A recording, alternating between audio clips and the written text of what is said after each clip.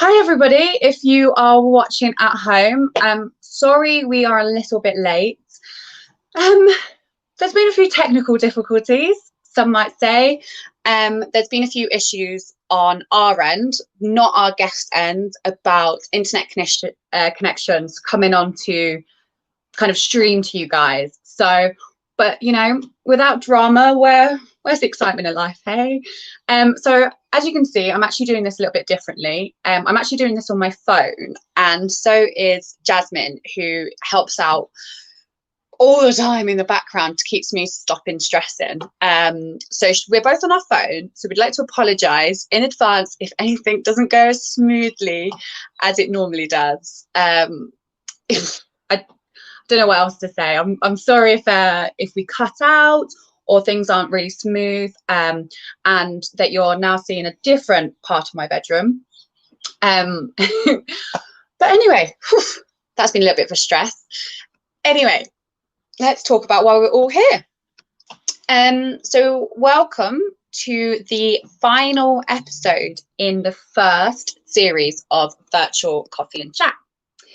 So it's actually the 25th episode. Don't worry, I can already hear you guys panicking about that I've just said about final. But it's just more that we're going to have a little bit of a break. We've actually been doing this since I think we created the group on the 19th of March. So that's quite a fair bit ago. So we're going to recharge our batteries, spend some time thinking about how we can make this all better for you guys and how we can really spread the word more. So a huge thank you to everyone who has been tuning in or who's been a guest. You've all been part of this project and made it into such a beautiful thing. I might be speaking just on behalf of myself, but I do want to say a huge thank you from me, because without you guys, I wouldn't be able to do this. But also, you guys gave me the confidence to do this. I did not think 6 months ago I would be showing my face every Wednesday to all of you guys. I've met some incredible people, so thank you again. And like I said, our series started at the height of lockdown. We've recognised that our viewers' routines are constantly changing, and some have been changing more recently than others. So some people are going a bit back more into normal and a bit more structured. So perhaps this isn't the right format anymore. At the Children's Society, we're constantly adapting to make sure that we're doing our best for our supporters, but also the young people that we support. So we're going to be changing it to more a monthly format. And this is to try and put more aim on sharing the voices of young people, but also the people who work with those young people, because that is at the end of the day why we're all here and why we're all fighting for a better future for young people. So, and to do that, we're going to go more into a monthly format, so we can spend more time on sharing those voices and getting those people more involved. But I would love to hear if there's anybody in particular that you really want to hear from, any group of people. Perhaps you want to nominate someone to come on here. I would love to hear, so please do comment. And because at the end of the day, like I always say, this is for you guys. So without your comments, I wouldn't know where else to talk about, who else to invite. But do make sure you are following the main Children's Society's Facebook page, because there will be updates in a few weeks, and we'll add something in the group as well. So do keep an eye on, and yeah, let's go forth and carry on spreading the message of young people. So who do we have marking our 25th episode? Well, we've got a marathon runner. She, according to her Twitter bio, a self-confessed, enthusiastic optimist, and the Archdeacon of Dudley. So without further ado, I would like to introduce, and I'm going to get this name right, Nikki Groarke. I've got it. I nearly said fork. Groarke. We did have to have a little bit of an education for myself because I pronounced things wrong. So I'm going to try and bring her on. There you go. I did it. Oh. I was so worried I was going to end the stream or something. But you're here. Yes, great to see you, Anna. How are you today? I'm very well, thank you, especially as the sun's just come out after a very dull morning. Oh, really? See, my blinds have broken. I record this in my bedroom. My blinds are broken, so I have no idea what the weather looks outside. So thank you for telling me. But perhaps there is some sun. So quite a Twitter bio you've got. Not only have you got a very important title, but you're also an enthusiastic optimist, which I think we all need right now. So thanks for being one of those. Thank you. So we had a few people actually ask whether we could invite you onto the show. A lot of staff actually said, I know the perfect person. So can you just tell me a little bit about how you became connected to the Children's Society? Yes, gladly. I've been a fan of the Children's Society for a long time. In my role, I used to be a vicar of a church in London, and now I'm Archdeacon of Dudley. So I've been involved in the Church of England, and we've always had connections with the Children's Society. So I was very aware of all your important work with young people and really admiring of it. I also know Mark Russell really well. He's a good friend. So when he became CEO, I thought, well, that's a great move for the Children's Society and for Mark. So I guess I followed what was happening with even more interest from that point. And I'm on the Church of England's General Synod, so always attend the Children's Society events there. So get to know the people who are doing the special events for TCS at Synod. And then when I decided rather madly that I would up my running distance from a half marathon to a marathon and enter the London Marathon, I didn't get in on the ballot. So I thought, well, which charity shall I run for? It's a no-brainer. Children's Society, I'll try that. Well, we'll definitely talk more about that later. For people, there might be some people actually watching who have heard me mention your title, but they may not actually know what that means. Could you give us a little bit of explanation? Yes, that's quite understandable. Lots of people, even in the Church of England, have no idea what an archdeacon is, and so I have to explain it a lot. My unofficial answer is that it means I get to boss vicars around. Of course, that's not what I really do. I work with the bishop. We have a great bishop in this diocese, Bishop John. Work with him as part of his team. Overseeing different parts of the work of the Church of England across Worcestershire and Dudley. I'm also involved in a big diocesan change. We're trying to transform and change our diocese at the moment, streamlining a little bit, like everyone else. We're struggling a bit financially, so we're trying to look at different ways of doing mission and ministry across our area with slightly less money. So we're trying to be very creative, and I'm leading on that, on the strategy side of that.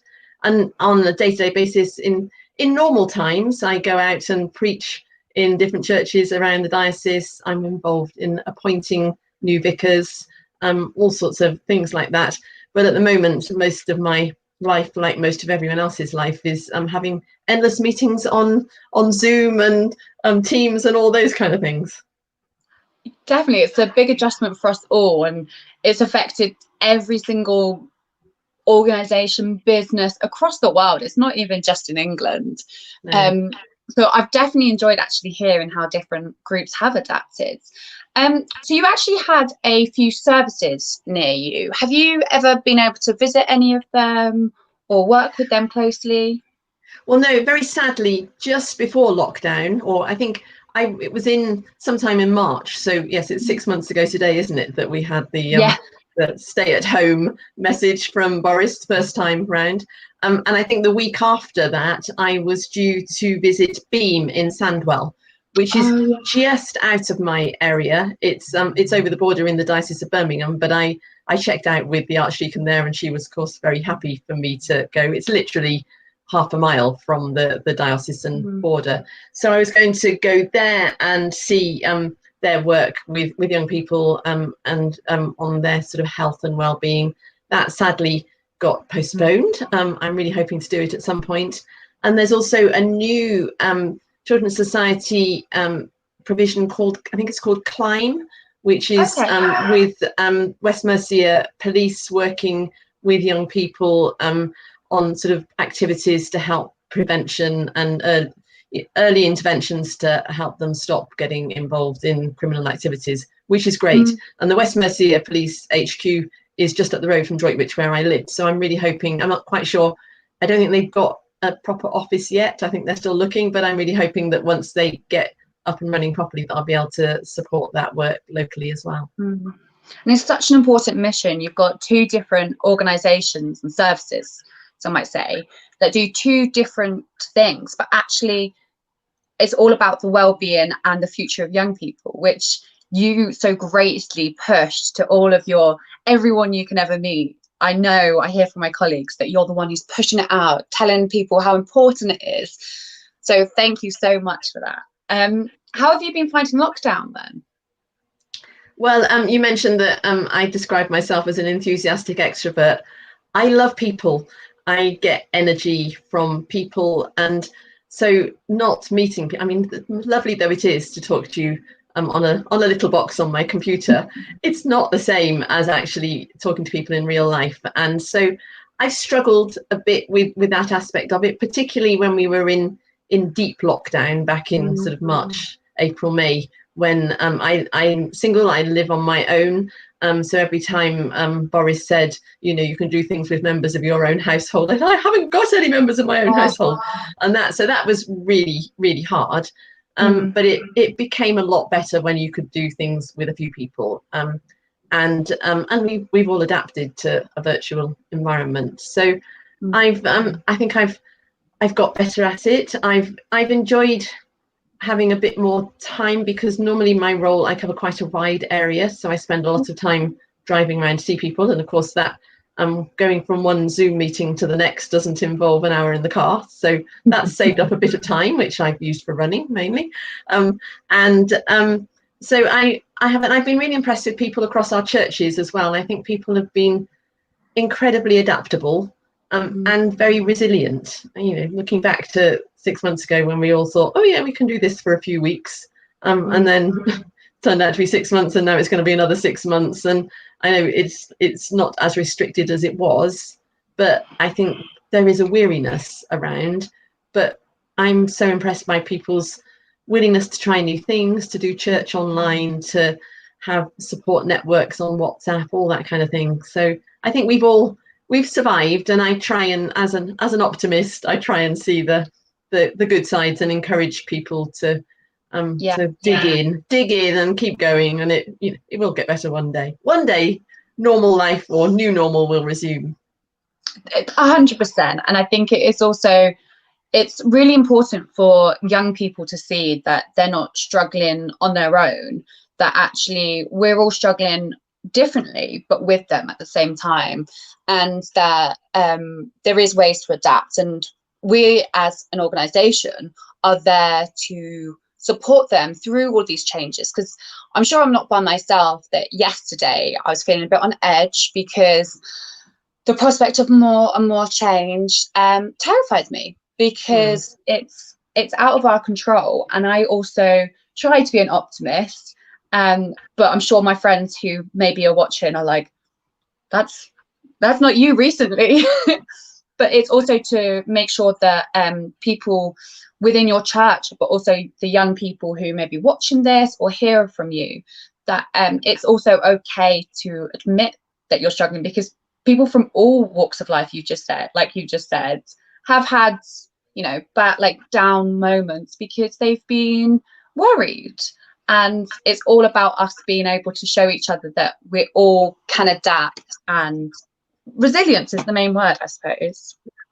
And I think being real about our emotions, and yes, the young people that I know, I have a nephew and a niece who are 17 and 14, and I talk to them a lot, and just saying, yeah, sometimes it's really hard. And I think we've all been on a sort of emotional roller coaster, and starts to get better, and then something else happens, and that now that it's the nights are drawing in, and it was all very well when we were looking forward to the summer. Now when you think, oh, God, what's it going to be like when it's raining and dark? But actually being able to have those conversations with young people and say adults are struggling with this too. It's really fine. It is really hard that you couldn't go to school for months. I mean, I think the first few weeks people say, oh great, time off school, and then just missing friends. I mean, like I miss my friends. Young people really miss their friends, and being able to talk about that openly and honestly, I think is really important, and for kids to have safe places where they can talk. 100%. I completely agree with you. I mean, I used to love the thought of working from home, because I was like, don't have to travel in, I can eat lunch when I want to. But now I'm actually like, I've been going into the office a bit, but now who knows what could happen. And it is the struggle, I'm sure, with the same school, when kids was able to go back to school and have that security. It may now all change again. No one knows what next week brings, realistically. And so it is really, really nice to hear that you are having those open conversations, because we need more people who are in like kind of senior positions to tell everybody and anybody that it's okay to feel these things. They're not alone with that. But you have mentioned, or we've mentioned a few times, that running was and has become a huge part. What motivates you then? I really enjoy running. I've run for about sort of 8 to 10 years, I guess. So I wasn't. I used to hate it at school. I look back. I'm still friends now with one of my school friends, and she always says, "Oh, if Mrs. Rossiter, who was our PE teacher, could see you now," because I just really didn't enjoy sport at school. But I started running. I love it for the for being fit. I think I'm probably fitter now in my 50s than I've ever been in my life, and I think there's probably not many people that can say that. So I love it for that sense of fitness and physical well-being, but also for mental well-being. And actually I feel better when I've been for a run. I love the fresh air, and I love the social aspect of it. I'm in a running club, which I joined when I signed up to do my first half marathon, because I thought, if I'm training through the winter on the dark nights, I probably need to run with other people for safety. And I was a little bit worried, because I thought it would be full of kind of really fast, skinny young guys who could run, like Mo Farah, who could run really fast. And then when I got there, it was a great mix, and there's people from their 20s to their 70s in my running club, people of all shapes and sizes, people of all speeds, and everyone is very encouraging to each of us to kind of be our best, and to run a bit faster than we ran before, rather than run as fast as them, because we're all at very different speeds. So it's been a wonderful social thing for me. I've made lots and lots of friends through it, and running club, like everything else, had to stop back in March, 6 months ago. And those first few months, running sustained me, because it was the only time I got out of the house, apart from to go and do my shopping, which was great adventure, standing in the queue at the supermarket, talking to real people. I pitied whoever was in the queue next to me, because I just talked to them because I wanted to talk to a real person. Then it was running, it was having the fresh air, I run along the canal a lot, and seeing spring come and the blossom come out and all that kind of thing was really helpful to my overall well-being. But then as soon as we could run with one other person or two other people, I started doing that, and it's been a lifeline over the summer, really, because a lot of other things have still been quite limited, but 3 or 4 times a week I run with different people. There's one of my running club friends is partially sighted, and he really struggled, because when lockdown happened, he got into running in the last year, and he could only really run with others, because he has to have sort of guide runners to see. And so he decided if he was going to keep running, he'd just have to do laps round and round the local park. So for the 3 or 4 months or whatever it was of lockdown, he ran round and round the park, doing 10k 3 times a week, and kept it up. But now we all run together. He and others of us run together so that he can get out and about and go to the places that we just take for granted. So that's been really good. And that sounds incredible, because I suppose any exercise in itself has been great. And I felt like that at the start of lockdown, there was so much pressure that everyone was like, this is your chance, get really fit, etc. But that's also a lot of pressure. It's okay if actually you want to just sit on your sofa and eat ice cream. Like, we're going through a pandemic here. But also, I think I took for granted how nice it is just to go for a walk. Because when it was limited, I know every single house down my street. I know what they have in there, what trees they have, everything. So being able to go out a bit more was so beneficial for not only my physical health, but also my mental health, like you've been saying. And it is taking those things for granted, that we've been doing all of last year, 4 of the 6 months. We've been taking kind of the freedom to go and do those things for granted. So it's been a journey, I think, for all of us, whether that is becoming a runner or it's becoming a fitness fanatic. But is there anything that really motivates you whilst running? Is it more about seeing the finish line, or is it more just you're in your own thoughts? I'm always really interested to hear. I think it's a mixture. I mean, obviously, the big motivational thing is still running a marathon. One day I am going to run a marathon. When I started running, when the very first run I ever did, the sort of as in a race run that you enter and you get a little medal, was the Race for Life, the cancer research one, many years ago, and that was 5K, and I was so ecstatic that I was still alive at the end of it that there and then I signed up to do a 10K. Whilst having pizza with my friends and say, we can eat lots of pizza because we've been for a run. So we did that, and then started running quite a few 10Ks, and then 2 or 3 years ago I did my first half marathon, which at that point felt like a million miles. 13.1 miles felt unattainable, but I made it my goal, and I did it. And then I thought, well, I've done that once, maybe I can do another one. And then wanting to shave a little bit off your time. I'm still generally quite slow, but I'm quicker than I was. But I quite like having goals. And I think when everything else has been so disrupted, having some goals to aim for has been quite good. So initially it was, okay, having done the last few years, I've done a couple of half marathons, as in like the Great North Run and a local one, that kind of thing, each year. And then I thought, well, maybe just maybe I could do the marathon.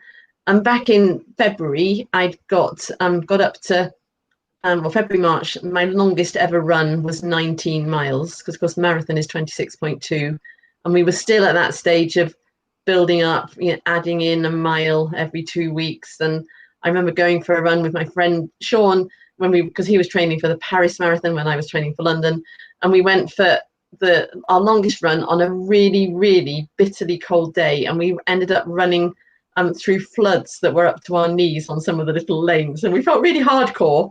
And then the week after that, they cancelled it. So like, we've done this really hard run in the but then it was, is it going to happen in October? Do we keep it up? And so we decided, a few of us that were training for marathons, that we would keep up, and we would try and run at least one half marathon every month. Wow. And I've done that. And I also, because I was doing a lot of mileage at that point because of the training, I thought, well, I'm going to try and keep up to 100 miles a month. So I have run 100 miles every month this year, which, my entire year's mileage last year was 850. I'm going to hit my 1,000, I think, sometime next week for this year. So, which feels like a goal. And we have done a half marathon every month, sometimes on my own, but often with other people. Sometimes it's been a virtual, you can sign up for all these virtual races, and other times just, we've just gone out and done it. But being able to tick off, okay, done a half marathon, done my 100 miles each month, it's given me some little milestones along the way. And then it does mean that when when I do get to run the London Marathon, which looks like being next October now, I won't have to start again from scratch. I'll be already doing halves. Well, that kind of motivated me. I mean, I'm not the greatest runner in the world. I find it really hard to motivate myself. But the fact is that you've kind of gone on a little journey yourself has motivated me to keep going even when you get knockbacks. And I think that is actually a perfect explanation for how we're probably all feeling right now. I saw that you shared something on Twitter about how a lot of us are getting to this point where it's almost like the runner's block, where we don't think we can do it anymore. We've looked far behind and we've said, we've already done this for 6 months. I can't do it again. But actually, we can do it because we've done that 6 months. We've done that. That's almost the hard work. Now we've got okay, let's keep all of us motivated. Let's keep us going. And we will get to the finish line soon. Yeah, and I think running is very often it's almost like a metaphor for life, in keeping. There's lots of references in the Bible, isn't there, to keep running the race and that kind of thing. But I was thinking, like today I got up and it was dark and raining, and I'm hoping to go for a run later on this afternoon. I've got an evening meeting tonight, so I'm going sort of later in the afternoon. But thinking because I've kept doing it and I've done 100 miles a month through the good weather, I'm not going to give up now just because it's dark and rainy, because it would be really frustrating to have done it for 9 months and then not do it for the last 3. So that kind of keeping going is what I'm doing. And I think in life, in lockdown, it's going to be really hard to keep going when it's dark and rainy, but having those little goals and thinking, okay, well, I can do this. I can actually put my running shoes on, go out the door. The first mile is always the hardest, even if whether you're running 3 miles or 13 or 20, the first mile always hurts and it always feels, oh, why am I doing this? But that's like so many things in life that are good for us and the right thing to do. We just have to almost like create the good habit and do it because it's a habit. And then once we've got over the first mile of pain, we realize, actually, yeah, I do enjoy this, really. I am enjoying it. No, I think that is the perfect example of and yeah, like you said, running is a great metaphor. Whether you run or not is a great metaphor. But I think especially I'm sure other people are feeling this, and they've always got like a mark of time. So everyone across the country know that 6 months ago we went into lockdown. So for us who watch the virtual coffee and chat, we set the group up.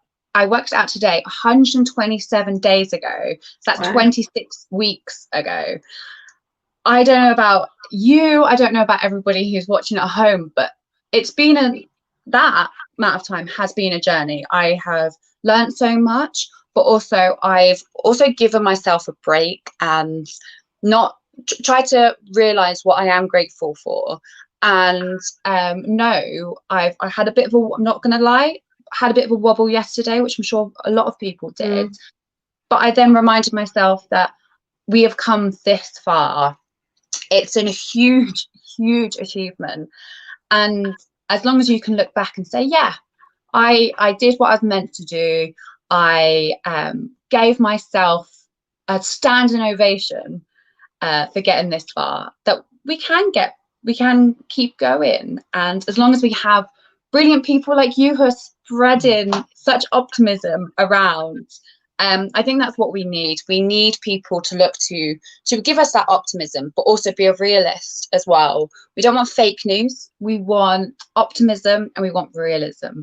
So I would like to say thank you to you as well for not only coming on today, but also carrying on all the amazing work you have been doing on behalf of the Children's Society, but also on behalf of young people everywhere, really. Thank you. Well, it's been great for me. I did say to someone in one of my churches, I'm out and about in churches all the time. When I was in the throes of getting sponsorship, which once the marathon comes on again, I will do. I felt that I I could talk to people about, I'm running the marathon for the Children's Society, and I could do that legitimately in church, because a lot of our churches support the Children's Society anyway, and they were really interested. So, and it kind of makes me as an archdeacon sometimes seem a bit more human if I talk about running and things that other people do.